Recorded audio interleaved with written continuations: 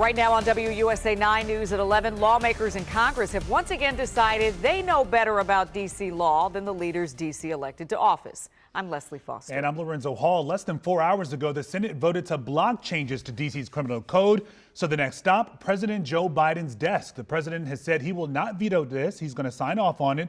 And that means D.C.'s new criminal code will not become law. The Senate voted to block this measure 81-14. Critics think it goes easy on crime. Supporters think D.C. should be able to pass their own laws. Yeah, now, by the way, D.C.'s crime laws haven't been fully updated since Congress wrote them back in 1901. So you might be asking, what happens now? The D.C. Council has to go back to the drawing board and come up with some changes. And as D.C. leaders take another look at overhauling the whole criminal code, Mayor Muriel Bowser says she's not waiting around. No, she talked about her next steps, and she and Chief Conti walked the Petworth neighborhood tonight.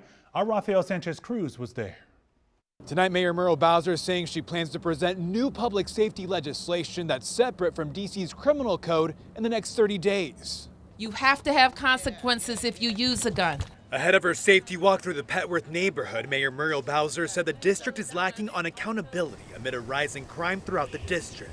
There have to be consequences if you're throwing an old lady off a bus. There have to be consequences. Providing scant details, Bowser says she's drafting new legislation to address safety concerns and announced that she'll be hosting a public safety summit on April 1st to strategize a plan moving forward. No police presence. Mr. Dorsett telling the mayor he wants to see more officers along Georgia Avenue when students are walking to and from school. D.C. Police Chief Robert Conti says he's increased community patrols in the Petworth area in the last month and a half, but argues policing is only part of the solution. The best way to keep our communities safe are to make sure that we're keeping bad, violent people incarcerated. Like, we don't want to go to mass incarceration. Some violence intervention activists have been calling on stricter penalties for criminals following a rash of shootings that have injured innocent bystanders. At the same time, the D.C. Council is considering bills that would keep school resource officers and increase the number of MPD officers